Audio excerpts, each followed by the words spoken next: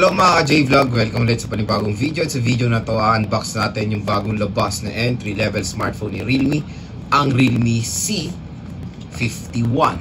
Maganda kaya to? Tara mga ka-J-Vlog, check natin.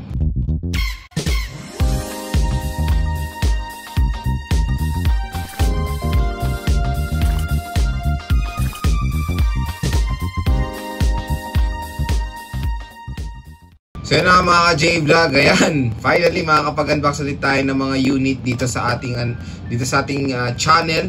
And meron tayong nakuhang unit dito which is a Realme C51. So welcome back sa ating studio at makakapag-unbox ulit tayo. Realme C51 po ay bagong labas lang dito sa Philippines. I think lumabas to nung September 2023, and ngayong October finally makakapag-unbox na rin tayo na itong Realme C51.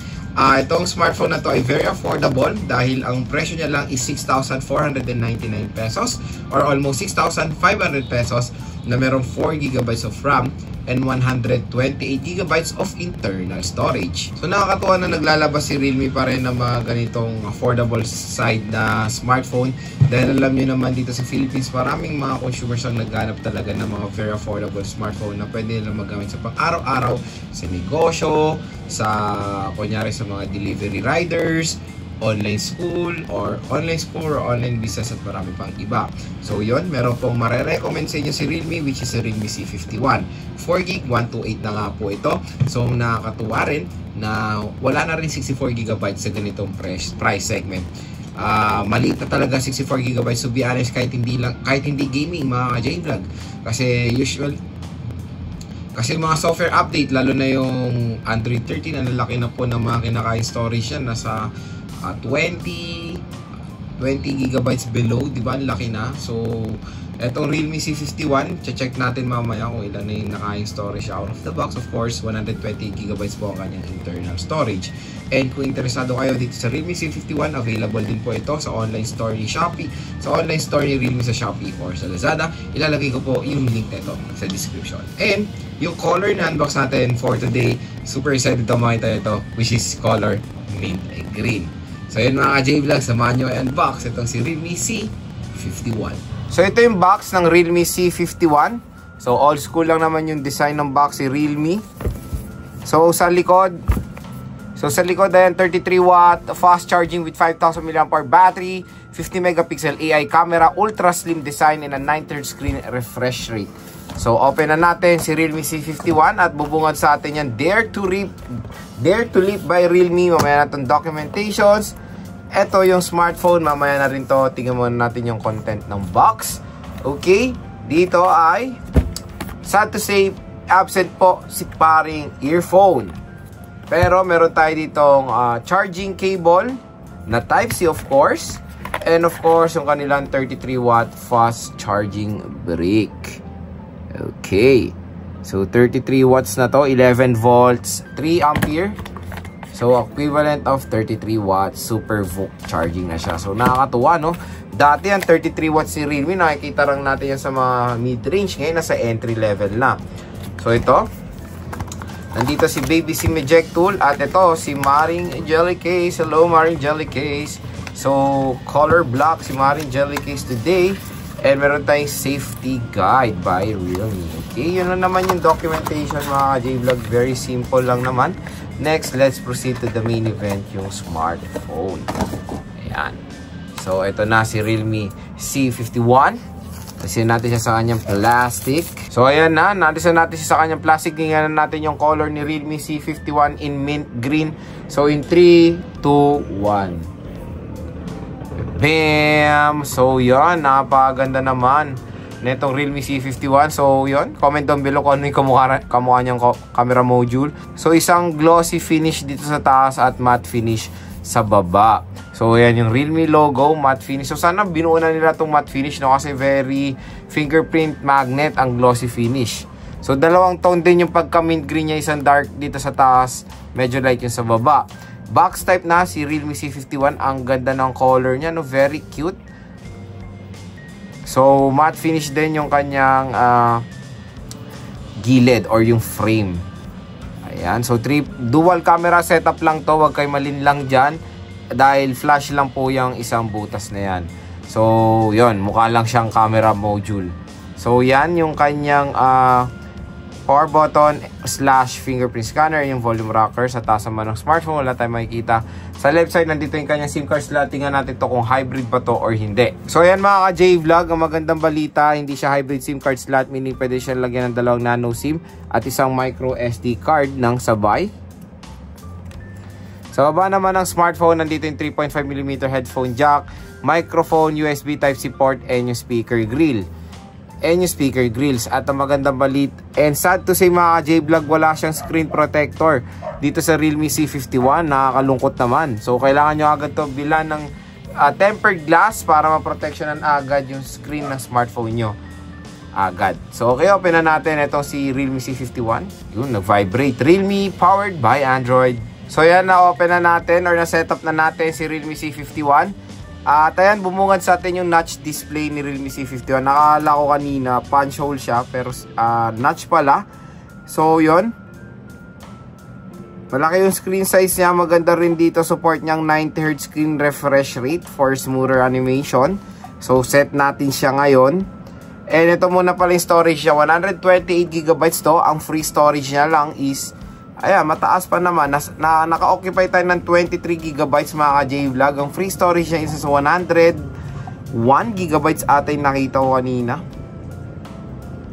105GB pa yung available. So 18% yung nagamit niya agad out of the box. Dahil napalaki ng system storage, 22GB agad. Android 13 na rin siya out of the box with physical RAM na 4GB. At extended yung RAM niya hanggang 4GB. So a total of 8GB. Realme UI T edition po ito. Ayan. 128GB siya. So ngayon, tignan natin yung kanyang display. So sa display, support niya nga ang 90Hz. Tinakita ko dyan sa likod ng box yun, diba? So titignan natin. Ayan, screen refresh rate. So naka-auto na siya sa 90Hz screen refresh rate. So ngayon, syempre, titingnan natin si Maring Jelly Case. Lalagay natin siya dito. Ayan, kay Realme C51. Uy, very fancy. Kumanda naman ang itsura ni Realme C51. So ito nga yung medyo pangit lang sa glossy. Ayan o, parang may basa-basa dyan. So sana ginawa na lang nilang matte finish yan. So okay, mas gumanda yung grip natin nung nilagay natin si Maring Jelly Case. Pero yan o, tingnan nyo, parang may basa-basa siya dyan dahil sa glossiness ng smartphone. Okay. Si Realme C51 ay meron dual rear camera. Yung main camera niya is merong 50 megapixels, f1.8 aperture at capable siya ng Full HD 1080p video recording. Pagdating naman sa front camera, meron siyang 5 megapixels at capable lang ng HD 720p video recording.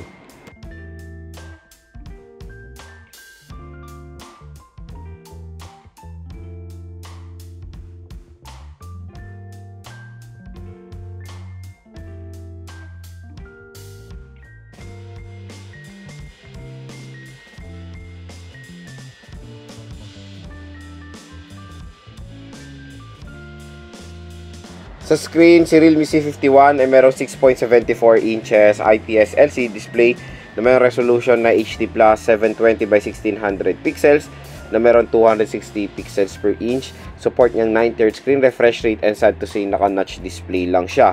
Sa OS naman, out of the box na Android 13 siya with Realme UI T edition. Sa chipset, meron siya Unisoc Tiger T612, meron siya octa-core CPU na merong clock speed na up to 1.8 GHz and sa GPU na Mali G57 siya. Meron siyang 4GB of RAM and 128GB of internal storage. At pagdating po sa battery, meron tayong 5,000 mAh non-removable battery na support ang 33W fast charging. So next one mga J-Vlog, gusto ko i-share sa inyo yung first impressions ko dito sa bagong labas na napakagandang design na Realme C51. Number one, of course, sa kanyang screen. So malaking screen size na ito, to be honest. Almost 6.8 inches. Ayan o. So all goods naman, pero medyo may downside for me when it comes sa notch. So notch display siya, na alam niyo naman na ganito mga presyo ngayon ng mga smartphones na lumalabas. Isa nga punch hole display na. So ewan ko bakit nilagyan pa ni Realme to ng notch display. Ewan ko ba't nilagyan pa ni Realme to ng notch display. Pero yon, Kahit pa paano, all goods naman siya sa screen size, and of course maganda rin dito, support niya pa ang 90Hz screen refresh rate. Nasa standard yung resolution niya, HD plus 720p resolution. I think understandable pa rin naman sa ganitong presyo na 6,500 pesos, HD plus 720p. Pero yung mga iba kasi mga entry level, nag-step up na sila sa game eh. Kumbaga nag-full HD plus 1080p, pero nasa nakikita ko 7,000 pataas yung mga full HD plus 1080p. Pero ilan-ilan din mga smartphone brands ang naglalabas ng full HD plus 1080p sa ganitong presyo. Pero karamihan pa rin ng mga brands HD plus 720p pa rin ang ginagamit sa panel nila when it comes sa ganitong price segment, sa 6,500 pesos sa price segment. Number 2 sa operating system. So yon, ang operating system nito out of the box ay nasa latest software na ni Android, which is Android 13.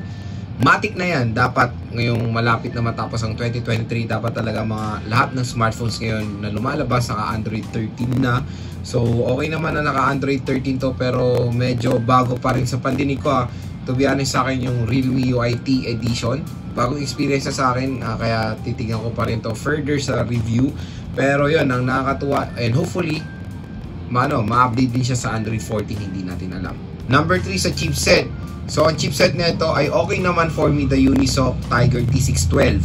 So yung chipset na yan na isang entry level chipset na maganda po ang gaming performance yan. Ilang beses ko na nag-game test yung Unisoc T612. Okay na okay po for gaming yung chipset na nakaka-handle yan ng mga games, nakaka-handle yan ng mga modern games today. And buti na lang, di ba, hindi mga mabababang Helio or Snapdragon na nilagay ni Realme dito. All goods naman ang Unisoc Tiger T612. All goods naman ang Unisoc Tiger T612. Very snappy rin naman yung chipset na yan when it comes to navigation, gaming, at marami pang iba. Number 4 sa camera. So yung camera nito huwag kayong linlang dahil dual camera setup lang ang Realme C51. So ang main megapixel po nito is 50 megapixels na. So yun, okay rin naman, di ba? Nakita niyo naman yung mga photo samples ko kanina. Nakakapagbigay rin naman siya ng mga great image quality. Pagdating sa front camera, 5 megapixel, medyo mababa. I think sana ginawa na lang nila itong 8 megapixel para mas gumanda pa yung quality ng pagse-selfie nyo dito sa Realme C51. And pinakala sa design, so magandang nag-focus din si Realme when it comes sa design nitong smartphone na to. Tingnan nyo naman, napakaganda. Slim type siya mga ka-J-Vlog, and box type. So ang ganda na itong color mint green, no? Very attractive. Ganda. Mukha siyang premium smartphone. Yan, ang ganda. Diba? At maganda rin dito, matte finish siya.